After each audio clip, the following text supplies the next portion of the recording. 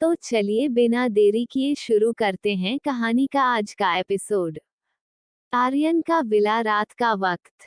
सुकून अपने king size bed पर अपने टेडी को हग करके सो रही थी। सुकून के कपड़े भी चेंज किए हुए थे। उसने इस वक्त एक नाइट ड्रेस पहना हुआ था जिस पर मिकी माउस का कार्टून बना हुआ था। तभी अचानक से सुकून नींद में चीख कर उठकर बैठ गई। उसकी चीख सुनकर रूम के सोफे पर बैठा हुआ अरमान, जो कि लैपटॉप में कुछ इम्पोर्टेंट काम कर रहा था, उसका ध्यान सुकून की तरफ गया। वह अपने लंबे कदम लेते हुए सुकून की तरफ गया। उसने सुकून की तरफ देखकर कहा, क्या हुआ एंजल? अरमान को अपने सामने देखकर सुकून डर के मारे बेड से पीछे खिसकने लगी। उसे बार बार अरमान का खून से सना चेहरा और उसके खून से लाल कपड़े नजर आ रहे थे। उसने अपनी आंखों से आंसू गिराकर रोते हुए कहा, मिस्टर हैंडसम, आपने उन्हें मार दिया। इतना कहकर सुकून बुरी तरह से रोने लगी।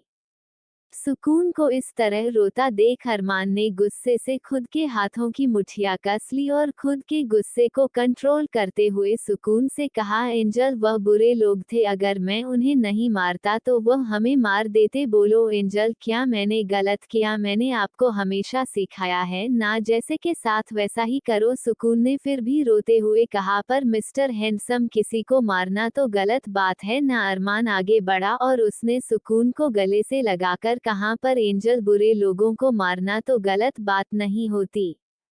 और आप जो टीवी सीरियल या फिर फिल्म देखते हो उसमें भी तो हीरो आखिर में विलेन को मार ही देता है। सुकून ने मासूमियत से अपना सर ऊपर उठाकर अरमान को देखा। सुकून की आंखें रोने की वजह से लाल हो चुकी थी और उसकी छोटी सी नाक भी लाल हो चुकी थी। वह अभी बहुत ज्यादा क्यूट लग रही थी। उसने अपनी मासूम से आवाज में अरमान से कहा, पर मिस्टर हैंडसम, वह तो टीवी सीरियल में मारते हैं ना, पर आपने तो रियल में मार दिया। अगर आपको पुलिस लेकर गए तो फिर हम हमारे लिए दूसरे मिस्टर हैंडसम कहाँ से लाएंगे? इतना कहकर सुकून की आंखों से फिर से मोटे मोटे आंसू गिरने लगे।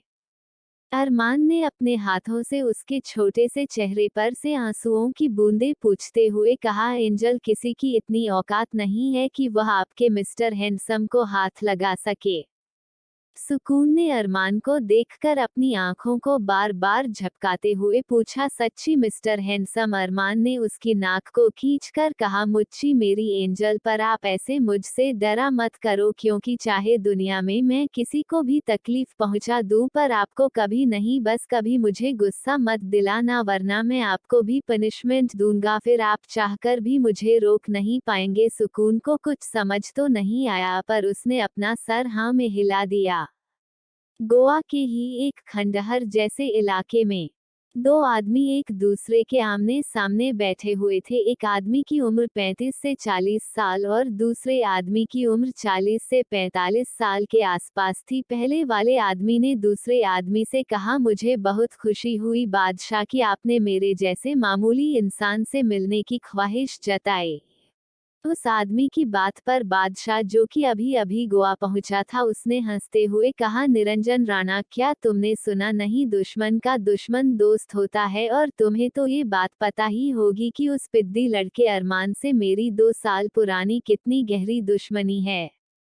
जितना लॉस मुझे मेरे पूरे धंधे में किसी ने नहीं कराया, उस लड़के ने सिर्फ 1 साल के अंदर अंदर मेरा आधा कारोबार बर्बाद कर दिया। मेरे कई ड्रग डीलर कॉन्टैक्ट उसने खराब कर दिए। उसकी वजह से, सिर्फ उसकी वजह से मुझे पिछले 1 साल से खुद छुप कर रहना पड़ रहा है। उस इंसान को तो मैं पानी भी नसीब नहीं होने देता जो मेरे रास्ते में आता है। फिर तो इसने मेरे धंधे को बर्बाद करने की कोशिश, वह भी सिर्फ एक पिद्दी सा लड़का होकर, तो मैं कैसे उसे छोड़ सकता हूँ? ये सब कहते हुए निरंजन राणा को देखकर बादशाह ने कहा, और जहाँ तक मुझे पता है तुम भी खास उसे पसंद नहीं करते हो। बादशाह की बात सुनकर निरंजन राणा ने नफरत भरी आवाज में कहा, पसंद नहीं, नफरत करता हूं मैं पूरी राठौड़ फैमिली से, और मैं उन्हें बर्बाद होते देखना चाहता हूं, खासकर के अरमान राठौड़ को। उसने मेरे भाई को जितनी बेदर्दी से मारा है, मैं उसे उससे भी ज्यादा बेदर्दी से मारना चाहता हूं। निरंजन राणा की बात सुनकर बादशाह ने कहा तो ठीक है, बस आज की रात कल सुबह पूरी राठौड़ फैमिली की जिंदगी में तूफान आएगा और उस तूफान में पूरी राठौड़ फैमिली बर्बाद हो जाए। कल आखिरी दिन है ना उनका गोवा में, पर उन्हें नहीं पता कि मैं कल का दिन उनकी जिंदगी का आखिरी दिन बनाने वाला हूँ। इतना कहकर बादशाह शैतानों की तरह हंसने लगा। बादशाह की हंसी इतनी भयानक थी कि एक पल के लिए निरंजन राणा जैसा का तारांकन इंसान भी डर गया। निरंजन राणा ने खुद के डर को संभालते हुए बादशाह से पूछा, बादशाह आखिर ऐसा क्या प्लान किया है तुमने कल के लिए? बादशाह ने निरंजन राणा को देखकर कहा, तुम्हारी इतनी औकात नहीं है कि तुम बादशाह से सवाल करो। निरंजन राणा बादशाह की बात सुनकर निरंजन राणा की मुठिया गुस्से से कस गई। निरंजन राणा को ये सब जिल्लत सिर्फ और सिर्फ अरमान की वजह से झेलनी पड़ रही थी। निरंजन राणा ने खुद से मन ही मन का, बस एक बार उस अरमान राठौड़ का खात्मा हो जाए, उसके बाद तुझे तो मैं बताता हूँ बादशाह के बच्चे की निरंजन राणा क्या चीज है। ये सब निरंजन राणा मन ही मन सोच रहा था। बादशाह ने निरंजन राणा की मुठिया देख ली थी। उसने सार्कास्टिक स्टाइल में निरंजन राणा से कहा, अगर तुम मुझे मन ही मन को कोस रहे हो तो उससे कोई फायदा नहीं होने वाला, क्योंकि तुम्हारी कोई औकात नहीं है मेरे सामने ना जुबान खोलने की ना ही मेरे सामने खड़ा रहने की। वह तो बस मैंने तुम पर दया दिखाकर तुमसे मिलने के बारे में क्या सोचा, तुम तो खुद को आसमान के सितारे समझने लगे। निरंजन राणा ने खुद को कंट्रोल करते हुए चापलूसी भरे लहजे में बादशाह से कहा, बादशाह मैंने बिल्कुल भी ऐसा नहीं सोचा, मैं तो बस ये सोच रहा था कि वो अरमान राठौड़ भले ही अभी बच्चा है पर उसकी ताकत हमसे कई गुना ज्यादा है।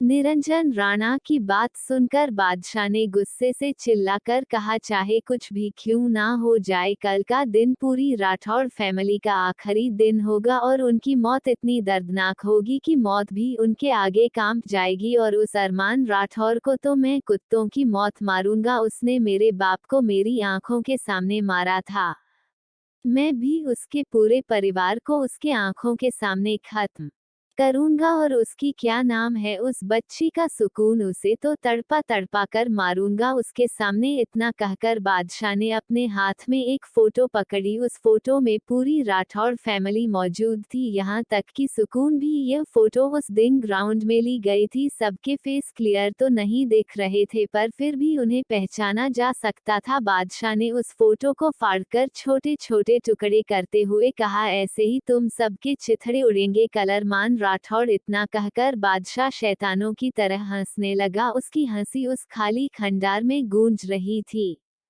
आर्यन का विला। रात का वक्त, सभी लोग डिनर टेबल पर मौजूद थे। घर के सभी बड़े अरमान और बाकी बच्चों पर हुए अटैक की वजह से काफी ज्यादा डरे हुए थे। सीता जी ने अरमान को देखकर कहा, अरमान हम कल ही मुंबई चले जाएंगे, अब हमें यहाँ पर नहीं रहना और अब हमारी भैरवी भी पूरी तरह से ठीक हो चुकी है। सीता जी की बात पर अरमान ने अपना सर बिना ऊपर उठाए सुकून को खाना खिलाते हुए हाँ में हिला दिया। पर सीता जी के लिए इतना ही काफी था। उन्होंने एक चैन की सांस ली, क्योंकि पहले सुकून को एलर्जी होना, उसके बाद सभी बच्चों पर जंगल में अटक होना, सभी लोग इससे काफी डरे हुए थे। पर कबीर, ओम और मनन को सब कुछ पता था, इसलिए वह सब लोग निश्चिंत थे, क्योंकि सब लोगों को अरमान पर खुद से भी ज्यादा भरोसा था कि अरमान कभी किसी को कुछ नहीं होने देगा। और अरमान के पावर के बारे में सभी लोग अच्छे से जानते थे। सुकून चुपचाप अरमान के हाथों से डिनर कर रही थी। आज के हादसे की वजह से वो काफी ज्यादा डर गई थी, पर अरमान ने उसे कहा था कि उसे डरने की कोई जरूरत नहीं है जब तक अरमान उसके पास है। पर फिर भी सुकून थी तो एक बच्ची की, और अपने सामने पहली बार अरमान का इतना खतरनाक रूप देखकर आखिर वह कैसे ना डरती। अरमान हमेशा से ही सुकून के सामने खुद के गुस्से को कंट्रोल करने और खुद को शांत रखने की कोशिश करता था। क्योंकि वह जानता था कि सुकून उसके भयानक रूप को देखकर डर जाएगी, पर अरमान अब चाहता था कि सुकून उसके बारे में सब कुछ समझ सके, क्योंकि फ्यूचर में अरमान कभी सुकून को खुद से दूर नहीं जाने देने वाला था और अरमान के जितने दुश्मन अभी बन चुके थे। इस वजह से अरमान चाहता था कि सुकून सामने आने वाली हर कंडीशन में खुद को रेडी रखें और अरमान के कितने भी भयानक रूप को देखकर ना डरे। इस वजह से अरमान ने जानबूझकर सुकून के सामने ही अपना असली रूप दिखाया था कि वह कितना खतरनाक है, वरना अरमान सुकून की जीप वहां से बहुत दूर भी भिजवा सकता था, पर वह चाहता था कि उसकी फैमिली में सभी लोग स्ट्रांग बने। पर फिर भी सुकून अरमान से डर रही थी। सबका डिनर हो जाने के बाद धीरे धीरे सब अपने रूम में जाने लगे। अरमान ने सुकून को गोद में उठाया और अपने रूम में चला गया। पीछे से भैरवी ने आर्यन से कहा, आर्यन, आज के हुए हादसे की वजह से सुकून काफी ज्यादा डर गई है। मुझे तो डर है कहीं वह अरमान से दूर ना हो जाए। भैरवी की बात पर आर्यन में भैरवी को गले लगा कर कहो, जान, ऐसा मत कहो, क्योंकि चाहे सुकून चाहे ना चाहे उसे खुद की मर्जी या फिर जबरदस्ती रहना तो अरमान के साथ ही है। मैंने अरमान की आंखों में उसके लिए प्यार से कहीं ज्यादा ऑब्सेशन देखा है और अरमान उसके लिए पागल है। अरमान कभी सुकून को खुद से दूर नहीं जाने देगा। उसने आज भी सुकून को खुद का असली चेहरा इसलिए दिखाया क्योंकि फ्यूचर में उनके दुश्मन पर अटैक करे तब सुकून इस सब के लिए पहले से ही तैयार हो। और वह अरमान के भयानक रूप, जो कि शायद अब तक तुम में से किसी ने भी नहीं देखा, उसे देखकर डरे ना। आर्यन की बात सुनकर है भैरवी ने कहा, अरमान का और भी भयानक रूप, कल ही तो हमारे सामने अरमान ने उस नौकर को इतनी बेरहमी से मारा था। इससे ज्यादा अरमान और कितना खतरनाक हो सकता है। भैरवी की बात सुनकर आर्यन ने मुस्कुराकर भैरवी के माथे पर किस करके कहा, जान, अभी तुम अरमान की सच्चाई से कोसों दूर हूँ। अरमान ने जो तुम लोगों को दिखाया वो उसकी बेरहमी का 5% भी नहीं है। अरमान कितना ज्यादा क्रूअल है ये तुम में से कोई सोच भी नहीं सकता। आर्यन की बात सुनकर भैरवी ने घबराकर कहा, आखिर अरमान कौन है? आर्यन ने मुस्कुराते हुए कहा, जान, ये बात अभी आपको बताने का समय नहीं आया है। जब अरमान चाहेगा तब वो खुद ही आप सबको बता देगा। बस आप इतना समझ लो कि जिस अरमान को आप सबने कल देखा वह असली अरमान से कोसों दूर है। और जहां तक बात रही सुकून की, तो वह अरमान के जीने का सहारा है, अरमान की जिंदगी का सुकून है। वो कभी सुकून को खुद से दूर नहीं होने देगा, जान, और भूल कर भी आप ये बात अरमान के सामने मत कहना, क्योंकि अरमान कुछ भी सह सकता है सुकून को दूर होने के बाद के अलावा। इतना कहकर आर्यन भैरवी को लेकर रूम में चला गया।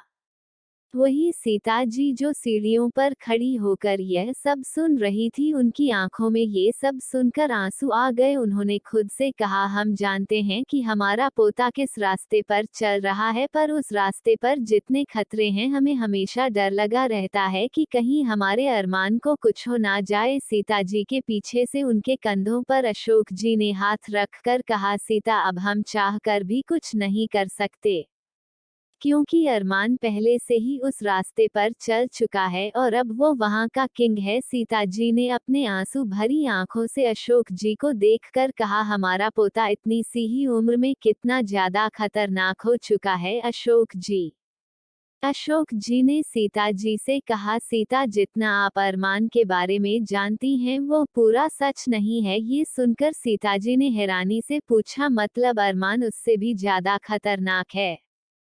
अशोक जी ने अपना सर बस हमें हिलाया और कहा, पूरी बात तो हम भी नहीं जानते सीता, बस हम इतना जानते हैं कि अरमान के होते हुए कभी हम में से किसी पर कोई मुसीबत नहीं आ सकती। अब आप चलिए, हमें सुबह यहाँ से निकलना भी है। सीता जी ने उनकी बात पर अपना सर हिलाया और वह दोनों अपने रूम में चले गए। वही और कोई भी था जो सीता जी और अशोक जी की तरह भैरवी और आर्यन की बातें सुन रहा था। ये कोई और नहीं, ममता थी, जो कि पानी लेने के लिए नीचे आई थी। ममता ने खुद से कहा, आखिर अरमान है क्या चीज पूरे घर के बड़ों से लेकर बूढ़ों तक सबको अपने कब्जे में लेकर रखा है, और यह सब ये क्यों कह रहे थे कि अरमान हद से ज्यादा खतरनाक है। तभी ममता जी को कल अरमान ने किस तरह से उस नौकर को मारा था ये बात याद आ गई। सब कुछ सोचकर ममता जी के माथे पर ठंडा पसीना आने लगा। उन्होंने खुद को संभाल कर कहा, वैसे सच में वह बच्चा राक्षस पैदा हुआ है। पता नहीं उसने क्या खाकर पैदा किया इस असुर को। जिस उम्र में बच्चे खेलते कूदते हैं इसने लोगों को मारना शुरू कर दिया। अगर मुझे पहले पता होता तो मैं भी वही चीज खाती जो उस आरती ने खाई थी। जब अरमान पैदा होने वाला था वही उसके पीछे से किसी की चिड़ी हुई आवाज आई। ये किसी और नहीं मनन की, जो कि काफी देर से ममता के वापस ना आने के कारण नीचे आ गया था।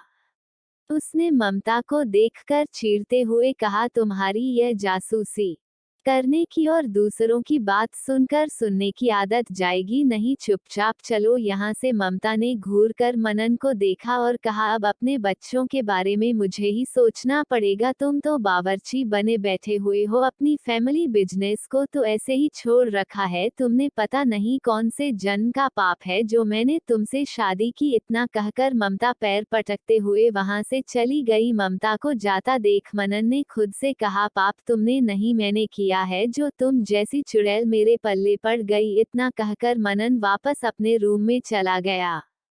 अरमान का रूम। अरमान गुस्से से बाथरूम के डोर पर नॉक कर रहा था। असल में रूम में आने के बाद अरमान सुकून को नहाने के लिए बाथरूम में लेकर जा रहा था, पर सुकून अभी भी अरमान से डरी हुई थी। इस वजह से उसने अरमान से थोड़ा डरते हुए कहा कि वह खुद नहा लेगी।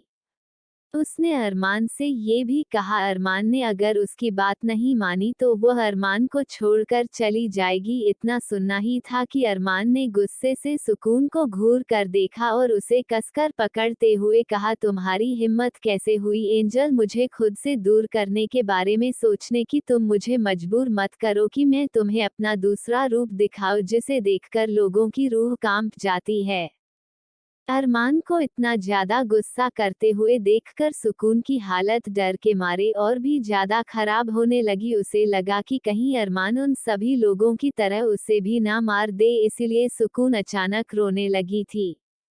सुकून को रोता देख अरमान ने खुद को जैसे तैसे शांत किया और उसे सीने से लगाकर उसकी पीठ को सहलाने लगा, पर सुकून अभी भी धीरे धीरे कांप रही थी। अरमान ने उसे छोड़ा और पानी का ग्लास लेने के लिए पीछे पलटा। इतने में ही सुकून दौड़ते हुए वॉशरूम के अंदर चली गई और उसने वॉशरूम को अंदर से लॉक कर दिया था।